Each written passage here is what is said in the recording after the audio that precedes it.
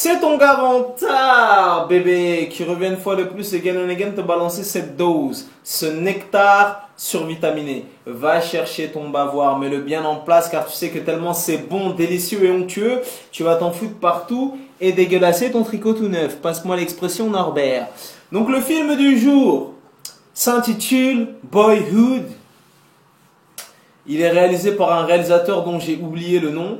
Réalisateur entre autres de cette fameuse trilogie de films avec Julie Delpy et Ethan Hawke.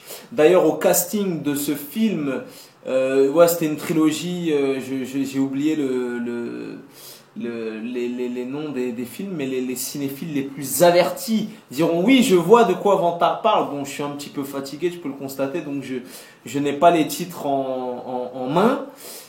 Bref, donc dans cette fameuse trilogie comédie romantique que ce fameux réalisateur a réalisé, réalisateur de Boyhood, tu retrouvais Julie Delpy et Ethan Hawke. Dans ce même film, tu retrouves également Ethan Hawke, donc ce fameux réalisateur a déjà réalisé 4 films avec Ethan Hawke, donc peut-être que c'est son acteur fétiche. Je connais pas l'intégralité de sa filmographie, en tout cas il a déjà fait 4 films avec Ethan Hawke. Et tu retrouves Ethan Hawke dans ce film qui s'intitule Boyhood. Donc pour la petite histoire, tu t'es baladé dans Paris, tu as pris le bus, le métro et compagnie et tu as vu des affiches avec ce fameux enfant assis sur une pelouse. Il y avait marqué Boyhood. Il y avait des critiques dithyrambiques, il a gagné des prix dans des festivals et compagnie.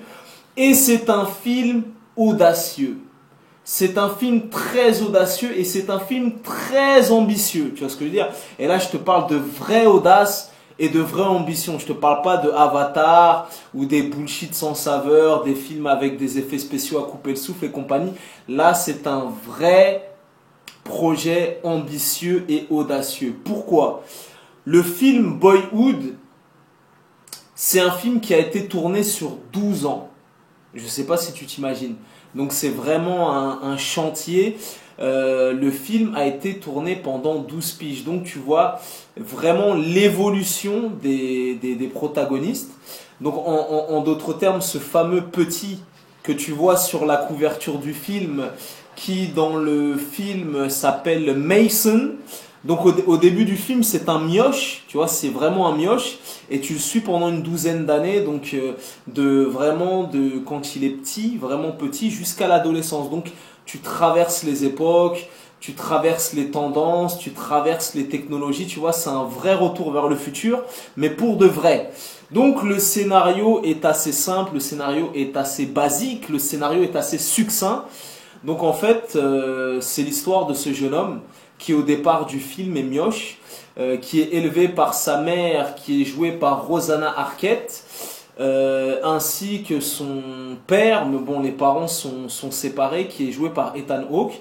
Et tu suis son évolution, on avance avec lui au fil des années, la scolarisation, les premières girlfriends, les premières cuites, les diplômes, les déménagements, les divorces de sa mère, tout ça et tout. Donc voilà, c'est des tranches de vie. C'est comme si tu regardais une série qui se déroulait sur 12 saisons, tu vois, vu que ça a été tourné sur 12 ans. Donc ne serait-ce que pour ce projet ambitieux et audacieux sur le papier, ce travail titanesque, parce que je sais pas si tu t'imagines, un film qui a été tourné sur 12 années, tu vois, donc il a dû avoir des milliers et des milliers et des milliers d'heures de rush et compagnie pour monter ce film qui s'écoule sur une douzaine d'années. Donc, comment te dire, c'est une comédie douce amère. Déjà les deux films que j'avais vus dans la fameuse trilogie de Julie Delpy et Ethan Hawke, j'en avais déjà vu 2.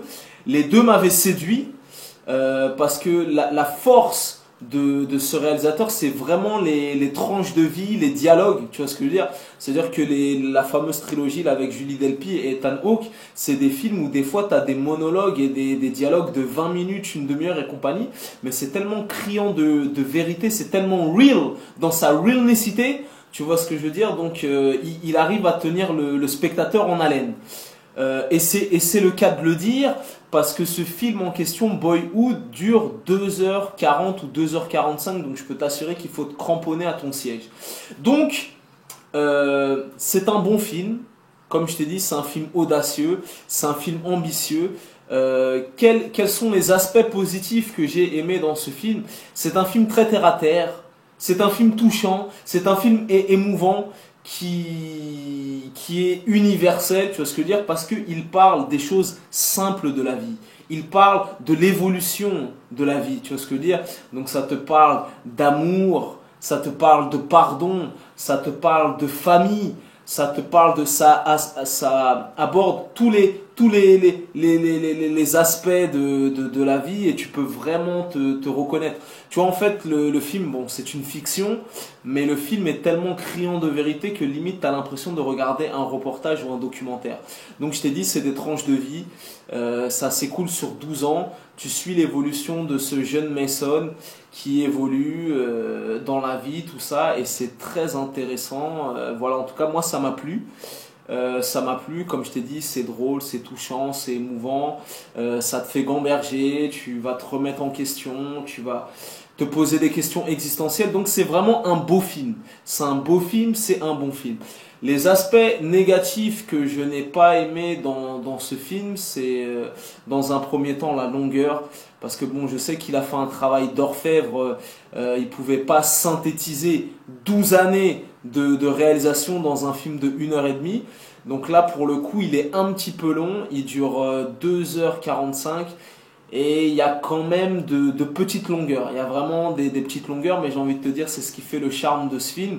Et bon, tu pouvais pas synthétiser 12 années de rush avec je sais pas combien de pellicules et pellicules et pellicules, le synthétiser dans un film de 1h30 ou de 2 heures.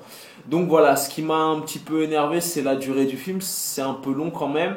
Et le deuxième point négatif qui m'a un peu énervé, c'est la publicité outrancière. Bon, on a été coupé, c'est les aléas du direct, j'ai eu un petit souci technique. Donc oui, comme je vous disais, le deuxième point qui m'a énervé, c'est cette publicité outrancière et tapageuse pour Apple. Parce que pendant les 2h45, mon gars, t'as des placements de pub pour iPhone, iPad, MacBook Pro, nanani, le film est financé, t'as l'impression, c'est une grande pub de 2h40 pour Apple. T'as des placements de produits de Apple outranciers pendant les 2h45 du film. Donc ça m'a un petit peu gêné, dérangé. Même si moi-même je suis sur Apple. Mais là, par contre, dans le film, c'est trop, ça a abusé. Des placements de pub outrancieux. Tape à l'œil pendant les 2h45 du film. Je dis, mais attends, c'est un film de propagande ou quoi? C'est quoi? Bon, bref. En tout cas, hormis ces deux aspects négatifs, c'est quand même un film que je recommande. Car le film est vraiment plein de poésie, plein de philosophie, plein de questions existentielles et qu'il m'a touché en plein cœur. Tu vois ce que je veux dire? Donc, je recommanderais ce film pour les cinéphiles les plus avertis, les plus raffinés. Tu vois ce que je veux dire? Parce que là, bien évidemment, je te parle d'un projet ambitieux, c'est du jamais vu. Que ce soit au niveau de la durée du film, du concept, du scénario et compagnie. Donc bien évidemment, c'est pas un film d'action où ça défouraille dans toutes les 30 secondes. Ce n'est pas une comédie romantique. C'est pas un film de science-fiction. C'est pas un blockbuster. C'est vraiment un petit joyau, une petite pépite à l'état brut. Et voilà, l'ensemble du casting performe. Ethan Hawke est vraiment un putain d'acteur. Rosanna Arquette performe, les différents protagonistes, dont le petit jeune que tu vois sur l'affiche du film.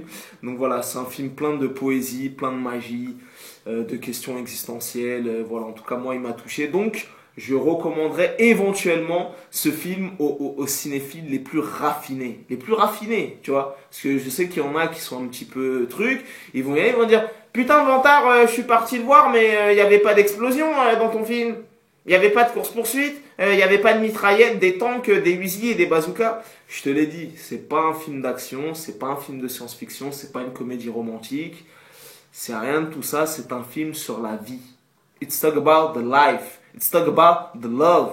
It's talk about the relationship. It's talk about the forgiveness. Tu vois ce que je veux dire? Donc voilà, c'est vraiment un beau film. Les cinéphiles les plus raffinés me comprendront. Voilà. C'était ton gars Vantard, peace and love, à bientôt. Nègre.